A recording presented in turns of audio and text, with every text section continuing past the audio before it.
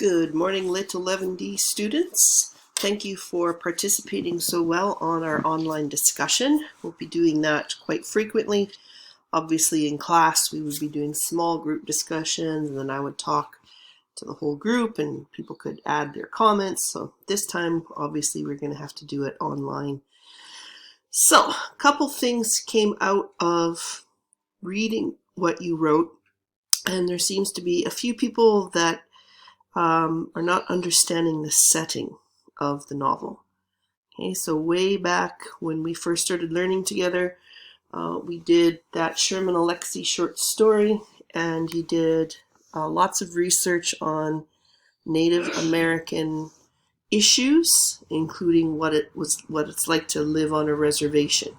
Okay, so this story is set in the United States in modern times, just a little bit south of here, okay, of British Columbia. It's set in Washington State on two settings really. The reservation, where we've seen Junior so far. The reservation is in a place called Wellpinit, which we have right here. And then quite soon in our next chapter, essentially, Junior makes the decision to stop attending school on the reservation, and he moves to a town called Reardon. Okay, so those of you who are thinking that Indian in this context means someone from India, no. Okay, it's a Native American. Okay, in Canada we don't really use the term Indian so much. It's more of a legal term, but in the United States it's a commonly used term. So keep that straight. Sherman Alexie, some of the things that happened to him in real life, he puts in the book. Okay, it's not a full-on biography, full factual, but there are things that happen to him. Okay, so the two major settings as we see here, the Wellpinit Indian Reservation, okay, where pretty much everybody is a Native American, other than the school teacher. And then Reardon High School, where Junior starts attending. In Reardon, almost everybody is white, okay, or Caucasian. So part of the conflict here is that conflict of being an Indian in a white school. And as you'll start to see how some of Junior's Indian friends feel that he's rejecting them and rejecting their culture. So a lot of stuff for a 14-year-old to deal with. Okay, so much of the book, as it says here, takes place in Wellpinit, which is a rundown, poverty-stricken Spokane Indian reservation in Washington. Okay, so as we've already talked about, or you've read, a lot of the people that live on the reservation struggle with alcoholism, what we would now call alcohol use disorder. Okay, and again, you've done research or viewed presentations on that. Most of the families are quite large. Pretty much everybody knows everybody else, like a small town in that way. It is a place where dreams do not exist. Okay, so that was a chapter that I read aloud for you guys already, when Junior's talking about his mom and dad, wondering if they ever did have dreams, but the dreams just get squashed due to that cycle of what we call grinding poverty.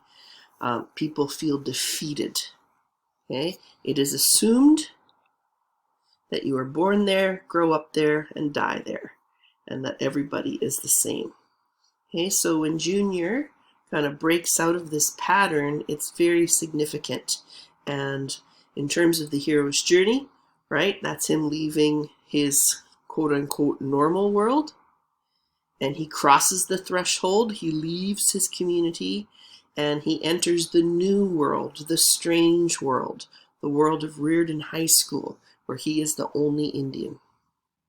Okay, so keep that clear about the setting.